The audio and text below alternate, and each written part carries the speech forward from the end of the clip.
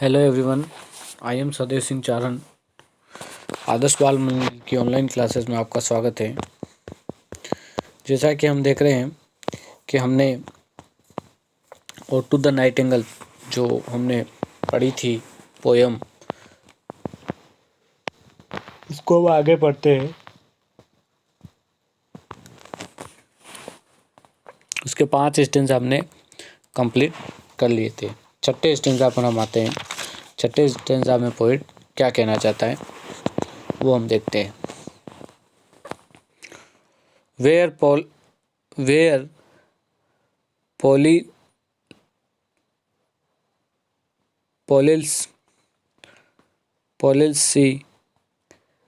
policy shakes a few said last grey hairs, यानी यहाँ पर कवि कहता है वह हर व्यक्ति के द्वारा झेले जाने वाली तकलीफों,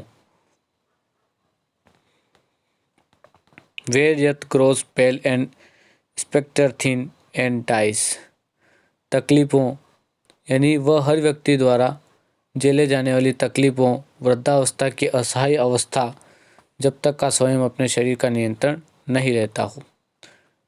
लकवा, जिसको हम लकवा कह सकते हैं। पैरालिसिस यानी पैरालिसिस जो होता है ना, उसको हम कहते हैं लकवा। तो वो कह रहा है कि जिस तरीके से जो शरीर होता है उस पर किसी का जोर नहीं रहता, पैरालिसिस जिसको हम कह सकते हैं। उसके बाद कह रहा है where but the think to full of sorrows and leaden eyes despairs, यानी फॉल ऑफ सोरोस यानी दुख वगैरह जिसके बारे में बात कर रहा है पोइट, कि जो दुख हैं वो उसके बारे में भी वो बात कर रहा है। किस प्रकार जो दुख हैं वो भी इस घड़ी में सहायक नहीं रहते। Where beauty can not keep a lustrous eyes is new love pine of the beyond tomorrows. Leaden eyed यानी सुस्त, लेडन आइड यानी क्या होगा, सुस्त। लेडन आइड यानी सुस्त। Where beauty can not keep her lustrous eyes or new love pine all the beyond tomorrows, यानी वह हर व्यक्ति के द्वारा झेली जाने वाली तकलीफों, वृद्धावस्था की असहाय अवस्था, जब आदमी का स्वयं अपने ही शरीर पर नियंत्रण नहीं रहता। यौवन की क्षणभंगुरता की शिकायत करता है। यौवन की क्या होती है, क्षणभंगुरता की शिकायत करता है। उसे अनुसार संसार का चिंतन ही किसी दुख के निराशों में डुबा देने को पर्याप्त है। किसी संसार का चिंतन करना ही अपने आप में एक दुख है। वह सौंदर्य की नश्वरता और बेवफाई को देख कर भी दुखी होता है। वो सौंदर्य की नश्वरता और उसकी बेवफाई देखकर भी वो क्या होता है, दुखी होता है। ये थोड़ी डीपली पोएम, इसको समझने में थोड़ा आपको टाइम लगेगा, लेकिन आप इसको 1-2 बार रीडिंग करोगे और समझोगे तो समझ में आ जाएगी। तो थोड़ा हार्ड है लेकिन फिर भी आप इसको समझने की कोशिश करते रहें। अगला stanza number 7। Thou wast not born death immortal bird, क्या कह रहा है, दो कवि बुलबुल को यह बताता है कि वह बुलबुल अमर है और उसका जन्म मृत्यु के मुख में जाने के लिए नहीं हुआ है। तुम इमोर्टल हो, no hungry generation tread then down, तुम मृत्यु के मुंह में जाने के लिए तुम्हारा जन्म नहीं हुआ है, तुम क्या हो, इमोर्टल हो, बुलबुल को कह रहा है। The voice I hear this passing night was heard, the voice यानी कवि के अनुसार वह सदा जीवित रहेगी और पीढ़ियों को भौतिक भूख उसे गुमनामी के अंधेरे में नहीं ढकेल सकती। वो कह रहा है कि तुम क्या होगी, सदा क्या रहोगी, जीवित रहोगी। इन Asian days is emperor and clown यानी होता है विदूषक, क्लाउन यानी क्या कह सकते हैं, विदूषक। एम्परर यानी राजा। Perhaps self same song for found a path, यानी वह कहता है कि जिस आवाज़ को वो गाता हुआ सुन रहा है वह बादशाहों से लेकर विदूषक द्वारा सुनी जा रही हैं।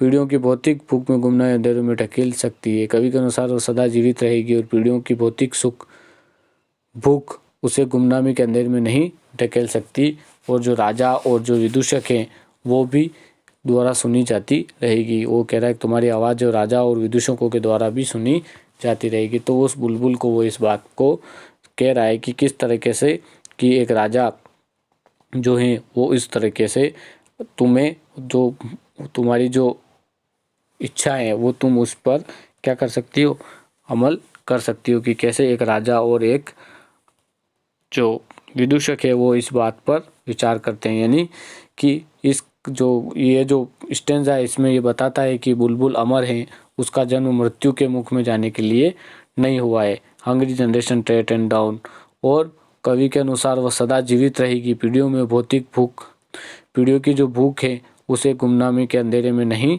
ढकेल सकती। Passing the night was here is Asian days by emperor and down, प्राचीन समय में से भी जो राजा और जो विदूषक हैं वो परहैप्स ही सेल्फ सेम संग of found of a path, वो तुम्हारे लिए गाते रहेंगे। इस बात की बात वो कर रही हैं। तो इस प्रकार से आगे हम पढ़ते हैं, आगे किस तरीके से बात होती है। स्टेंजा नंबर 8, स्टेंजा नंबर 8 में क्या कह रहा है पोएट,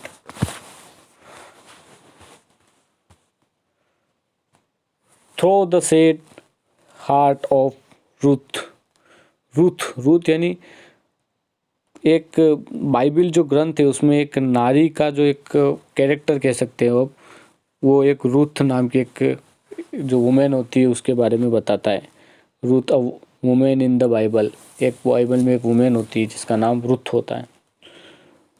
उसके बाद sick through the sad heart of Ruth when sick for home. इस स्टेंजा में हम कहते हैं कि बुलबुल का जो मधुर गीत वह सुन रहा है, ये गीत कभी रूथ के व्यक्तिगत हृदय पर भी अंकित हुआ होगा।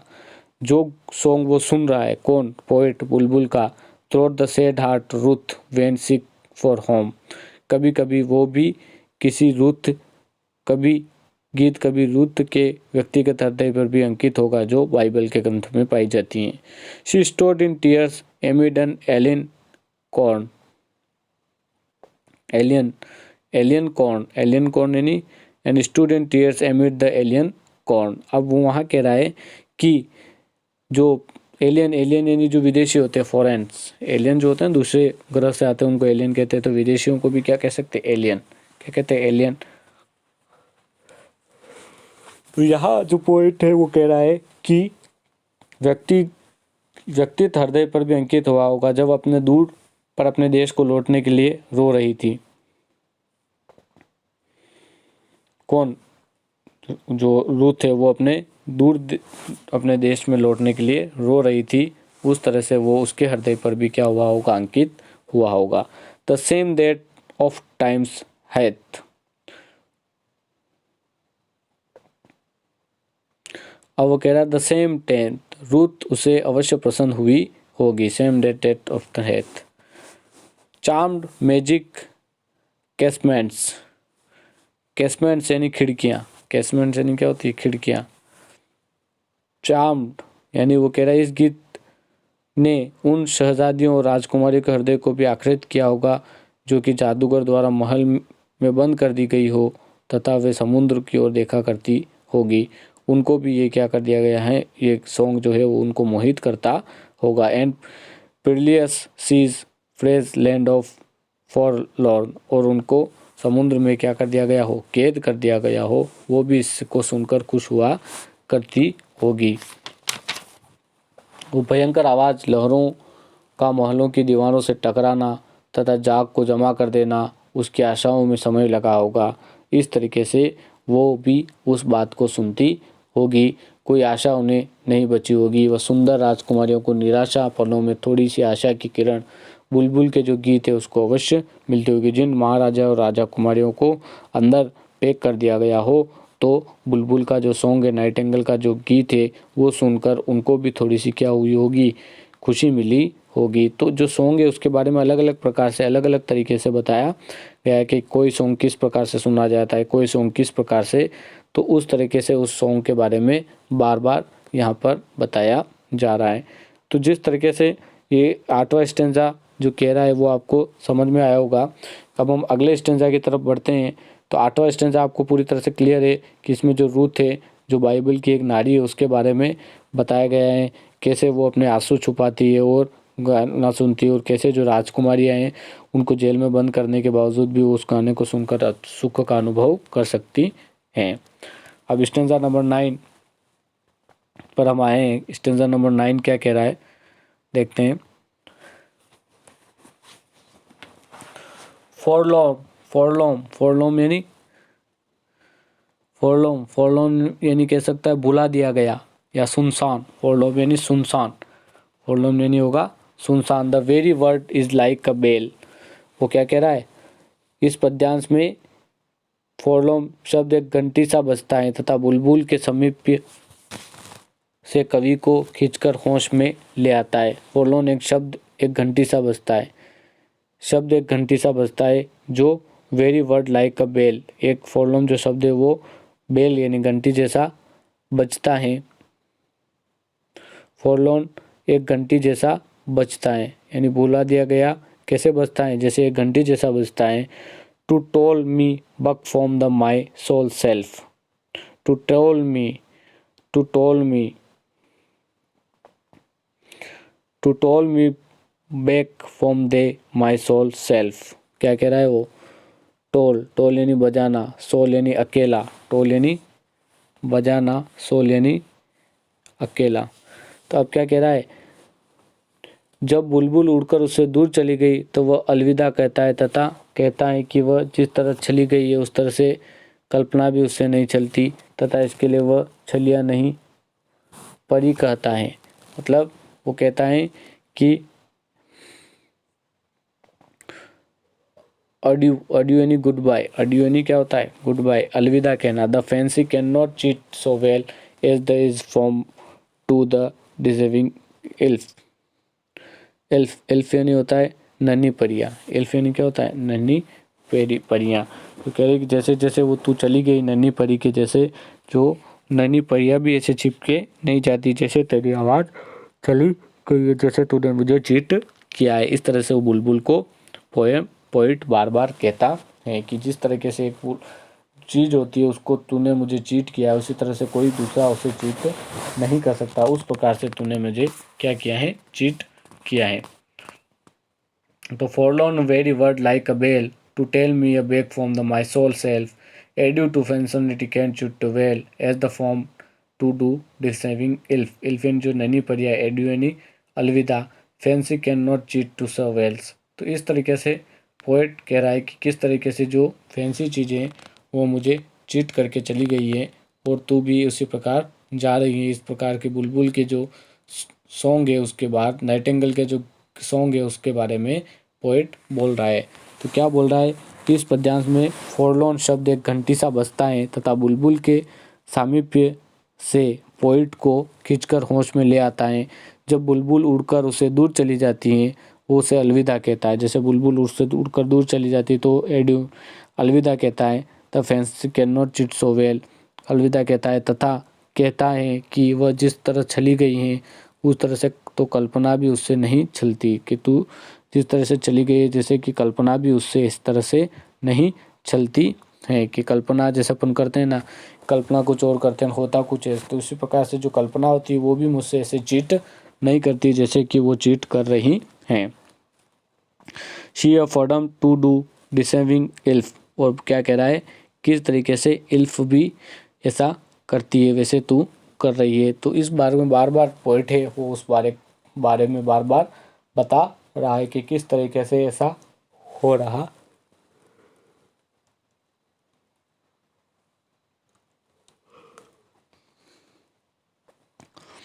है। आगे देखते हैं आगे क्या कहता है poet.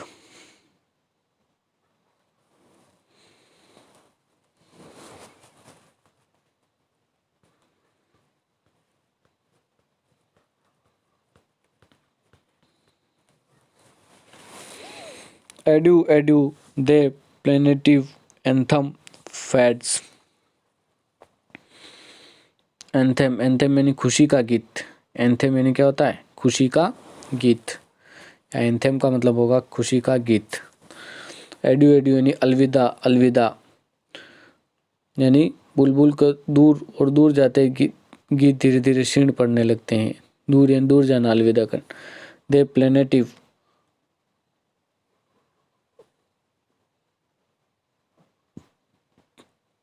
Pass the near meadows over the still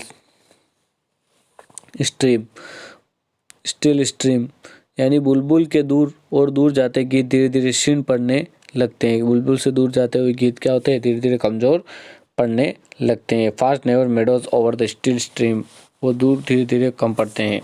अब the hill side and now is the buried deep यानी बहुत जो डीप यानी अंदर ही अंदर डीप होना। तो उस तरह से कह सकते हैं कि कवि की शिकायत है कि उसकी कल्पना उसे धोखा दे गई है। Next valley glade, what is the vision of waking dreams, fleet the music to attend sleep. Glades से नहीं होता है घास का मैदान, फ्लेड यानी भाग गया, फ्लेड यानी क्या होता है, भाग जाना। तो यहाँ पर कह रहा है कि बुलबुल के दूर और दूर जाते धीरे धीरे क्षीण पड़ने लगता है, और जो चारागाह के ऊपर फिर सोते के ऊपर फिर पहाड़ी के ऊपर और पूरी तरह शांत हो जाता है। पहले तो चारागाह के ऊपर, फिर सोते के ऊपर, फिर पहाड़ी के ऊपर धीरे धीरे पूरी तरह से शांत हो जाता है। कवि की शिकायत है कि उसकी कल्पना उसे धोखा दे गई है और उसे याद नहीं आता है कि बुलबुल का संगीत कल्पना मात्र था या जागने वाला सपना। तो उसकी जो कल्पना है उसे क्या दे गई है, धोखा दे गई है। तो ही side now to buried, what is the vision and waking dream, क्या वो सपना था या फिर एक कल्पना। Fled the music do I wake or sleep, तो सपना था। अनुभव की तीव्रता झंझोर कर रख दिया, वो स्मरण नहीं कर पा रहा है कि वो जागा हुआ था या सोया हो। तो इस तरह की घटना उसके साथ होती है, तो वो पूरी तरह से कंपेयर नहीं कर पा रहा है कि उसके साथ क्या हुआ, कि वो जागा हुआ था या सोया हुआ। इस प्रकार के इस स्टेंजा में बताया गया है कि बुलबुल से के दूर और दूर जाते जाते धीरे धीरे क्षीण पड़ने लगता है। चारागाह के ऊपर सोते हुए या फिर पहाड़ी के ऊपर जब वो पूरी शांत हो जाता है, कहाँ पर ये चीज़ हुई है उसे पता नहीं चलता। कवि की शिकायत है, कवि क्या करता है, कंप्लेन करता है कि उसकी कल्पना उसे धोखा दे गई है, यानी उसकी जो इमेजिनेशन है उसको कल्पना दे गई है। उसे याद नहीं आ रहा है कि जो नाइटिंगेल का जो सॉन्ग है वो कल्पना मात्र था या फिर उसे जगाने वाला, या तो वो कल्पना ही थी या इमेजिनेशन ही था, या फिर उसे उस बात के लिए जगाया जा सकता था। या what is the vision of the walking dream, और क्या इस वॉकिंग ड्रीम का क्या विज़न हो सकता है कि बुलबुल संगीत कल्पना मात्र जगाने वाला हो सकता है। अनुभव तीव्रता उसे झंझोर कर रख दिया गया तथा वो समझ नहीं कर पा रहा है कि वो जागा हुआ है या फिर सोया हुआ। उस तरीके की बात वो बार बार वही कर रहा है। तो इस तरीके से इस पोएम में 5 स्टेंजा देखें आपने, 5 स्टेंजा मैंने पहले पढ़ दिए थे और 5 स्टेंजा ये हैं। तो कुल मिला के इस पोएम में एक बुलबुल के बारे में बताया गया है। किस तरीके से इस पोएम में बुलबुल के बारे में बताया कि क्या एक बुलबुल होती है, वो किस तरीके से अपने आप को शो करती है इस पोएम के अंदर। तो ये एक अच्छी पोएम है, और इस पोएम के स्टेंजा 10 स्टेंजा उसको आप अच्छी तरह से लर्न कर लें। इसके अलावा भी इसके अंदर बहुत अच्छी अच्छी बातों को बताया गया है कि किस तरह से एक नाइटिंगेल है, फ्लोरा है, विंटेज दारू के बारे में बताया गया है, अलग अलग प्रकार के बीकर, जो हैंडल वाले, जो कागज़ के प्लास्टिक प्याले, अलग अलग प्रकार के, अलग अलग जैसे लेथ नदी हैं। उसके बाद में अफीम वाला जो नशा है, फिर जो पौधा है हेमलॉक का पौधा, उसके बारे में बताया गया है। उसके बाद बीजेंस ग्रीन, बीच के वृक्षों के पाती, सिंगस्ट, अलग अलग प्रकार से अलग अलग वर्ड के बारे में इसमें बताया गया। तो आई होप ये पोएम आपको समझ में आएगी। इसमें कोई भी प्रॉब्लम हो तो आप मुझे कमेंट या मैसेज कर सकते हैं। Thank you very much.